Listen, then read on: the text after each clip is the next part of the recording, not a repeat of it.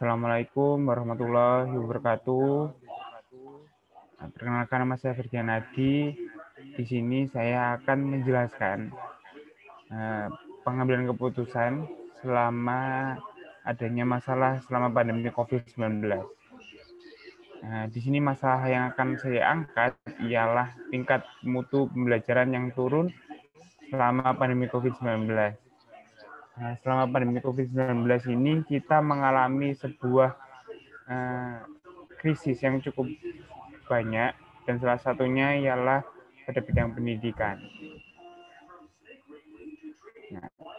Perkenalkan, nama saya Ferdian Adi Wisesa, panggilan saya Ferdian, NIM 1801071071434. Lalu selanjutnya di sini saya akan mengutip salah satu kata-kata yang diucapkan oleh tokoh dunia, yaitu Nelson Mandela. Di sini kata-katanya cukup baik, yaitu adalah education is the most powerful weapon to change the world. Hal ini cukup menggambarkan situasi pada saat ini, bahwasanya melalui pendidikan kita bisa mengubah dunia. Oleh karena itu, pendidikan adalah sebuah hal yang sangat penting, sehingga perlu sangat perhatian yang cukup besar. Oleh karenanya, pada selama pandemi COVID ini terdapat sebuah penurunan mutu yang cukup tinggi ataupun cukup besar, sehingga ini yang akan menjadi fokus saya untuk menjadi sebuah solusi sehingga pendidikan kita kembali kepada jalur yang baik. Hingga di sini ada identifikasi masalah dari masalah yang akan saya angkat. Di sini adalah pendidikan sudah tidak layaknya taman. Kenapa saya memilih kata-kata ini? Karena sesuai dengan hal yang disampaikan oleh Ki Hajar Dewantara, bahwasan pendidikan haruslah layaknya taman. Sehingga di sini definisi taman ini ialah pendidikan itu harus menyenangkan bagi siswa-siswanya. Oleh karena itu, kita perlu untuk menjadikan pendidikan ini menjadikan seperti taman lagi, atau hal yang menyenangkan bagi siswa-siswi kita. Namun selama pandemi COVID-19 ini, pendidikan sudah tidak seperti itu. Bahkan siswa merasa terberatkan oleh adanya pendidikan. Hal ini dikarenakan selama pandemi COVID-19 ini, guru-guru lebih banyak memberikan tugas daripada memberikan materi ataupun menjelaskan, sehingga siswa-siswi ini merasa terbebankan. Itu yang menjadi sebuah masalah kenapa pendidikan ini sudah tidak menyenangkan. Bahkan beberapa kasus itu terdapat laporan ke Komnas HAM bahwasanya mereka merasa terberatkan ataupun merasa kesulitan dalam pendidikan. Lalu yang kedua ialah pembelajaran tidak menarik, di mana ini berkaitan dengan media belajar yang dipakai, karena guru-guru kita sudah tidak update, lalu tidak terlalu baik dalam hal teknologi, sehingga pembelajaran yang dirasakan serasa biasa-biasa saja ataupun tidak ada hal yang menariknya. Lalu yang ketiga ialah terdistrak kegiatan di rumah. Selama kita di rumah, mungkin nanti siswa-siswi lebih terdistrak kegiatan belajarnya, sehingga lebih mengurusi pekerjaan rumah ataupun tidak fokus dalam hal belajarnya. Lalu di sini pada intinya dari ketiga masalah ini kita tarik bahwasanya ada permasalahan pada model pembelajaran serta media pembelajarannya, sehingga itu yang menjadi salah satu identifikasi masalah yang saya berikan. Lalu yang berikutnya di sini ada pemecahan masalahnya.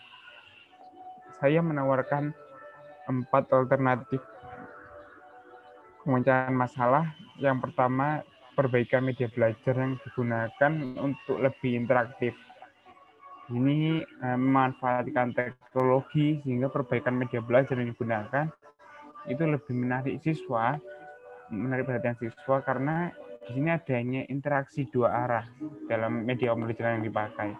Akan tetapi memang kesulitannya pada pengenalan teknologi yang baru ini untuk pemanfaatan media interaktif kepada guru itu yang akan menjadi titik sulit dalam alternatif yang pertama ini. Lalu yang kedua ialah model pembelajaran berbasis proyek yang di sini juga sudah bisa kita kenali bahwasanya siswa lebih dikenalkan pada pengalaman bukan pada teori lagi. Akan tetapi memang kesulitannya ialah pada siswa-siswi di sini dituntut untuk mandiri. Lalu yang ketiga ialah pemenuhan kebutuhan penunjang siswa dalam belajar. Saya rasa ini sudah dilakukan oleh pemerintah, tapi memang masih belum maksimal karena terlihat di sini siswa-siswi masih saja terdistrak dengan kegiatan di rumah. Lalu yang keempat ialah mengubah cara ajar guru. Di sini pemecahan masalah yang alternatif yang keempat ini cukup riskan. Karena saat kita mengubah cara ajar guru, maka kita harus bisa mengubah mindset guru yang sudah rata-rata sudah senior. Nah, itu yang akan sulit untuk menjadikan mereka sesuai dengan apa yang dibutuhkan. Dan saya rasa setiap guru memiliki caranya sendiri-sendiri untuk memintarkan siswanya. Sehingga hal ini yang akan menghilangkan karakteristik setiap guru. Itu bukan masalah yang cukup baik. Sehingga tentunya dalam keempat alternatif ini, saya akan mengambil salah satu alternatif yang saya rasa ini adalah hal yang paling cukup maksimal, cukup efektif, cukup efisien. Hal ini juga dikarenakan yang memiliki risiko resisten paling sedikit dari guru, ataupun dari pemerintah, ataupun dari masyarakat, ialah penggunaan model pembelajaran berbasis proyek ini. Di mana dengan berbasis proyek, siswa lebih dikenalkan pada lapangan, dikenalkan pada pengalaman-pengalaman baru, sehingga mereka memiliki pengalaman-pengalaman yang cukup banyak, sehingga saat mereka dilepaskan kepada lingkungan yang lebih besar seperti lingkungan kehidupan masyarakat, mereka bisa mengimplikasikan ataupun menginterpretasikan ilmu-ilmu yang mereka punya. Hal ini cukup baik karena akan menimbulkan sebuah interaksi antara pendidikan dengan masyarakat. Sehingga saya rasa ini adalah alternatif yang paling cocok. Nah, untuk membuktikan bahwasanya alternatif saya cukup banyak ataupun cukup baik di sini, saya melakukan analisis SWOT, analisis SWOT yang biasa kita kenal pada bidang manajerial. Sebelum kita mengambil keputusan, maka kita harus mengenali analisis SWOT-nya, hingga di sana kita dapat melihat apakah keputusan ini banyak kekurangannya atau banyak kelebihannya. Hingga di sini akan saya jelaskan mengenai analisis SWOT-nya. Di sini ada yang pertama strength atau kekuatan. Di sini yang pertama adalah pengembangan keilmuan siswa bukan lagi pada teori tapi pengalaman. Hal ini jelas dikarenakan siswa akan lebih banyak di lapangan, sehingga pengalaman-pengalaman yang didapatkan akan mengubah keilmuan siswa itu ataupun meningkatkan keilmuan siswa. Oh, ternyata di lingkungan saya begini, ternyata ilmu-ilmu yang pada teori kalau diterapkan pada lingkungan itu seperti ini. Bahkan mereka akan mendapatkan ilmu-ilmu baru dari masyarakat. Itu yang menjadi poin sangat penting. Lalu pembelajaran terasa menarik dan menyenangkan karena pada sini siswa diberikan kebebasan untuk menggali bahkan dari minat serta keilmuannya pada bidang-bidang di masyarakat, sehingga sangat menarik dan menyenangkan saat siswa ini dilepaskan gitu. Lalu yang ketiga, kembalinya antusiasme siswa dalam proses belajar. Saat sebuah proses belajar itu menyenangkan, maka antusiasme dari siswa itu akan kembali. Itu yang ingin saya capai pada kali ini, dan saya rasa itu kekuatan dari model pembelajaran berbasis proyek ini. Yang kedua ialah weakness ataupun kelemahannya. Di sini kelemahannya cukup banyak. Mungkin di sini karena di dalam adanya siswa harus menyiapkan bahan sendiri, namun saya rasa ini masih bisa ditanggulangi karena situasi yang berbeda-beda setiap daerah membuat bahan proyek itu sendiri akan sedikit, serta akan ada beberapa siswa yang kesulitan. Tapi ini masih bisa ditanggulangi berdasarkan proyek-proyek sederhana, akan lebih mudah dalam bahan proyeknya sendiri. Lalu yang kedua, siswa belum siap untuk dilepaskan, karena ada beberapa siswa yang malu-malu, ataupun bahkan beberapa siswa yang takut, ataupun dari keluarga siswa yang masih tidak mendukung. Itu yang akan menjadi beberapa masalah atau beberapa kelemahan pada sistem ini. Lalu turunnya peran guru, karena banyaknya di lapangan, sehingga peran guru di sini sangat minimal. Lalu yang keempat, siswa yang mengalami kesulitan akan sulit mengikuti teman-temannya.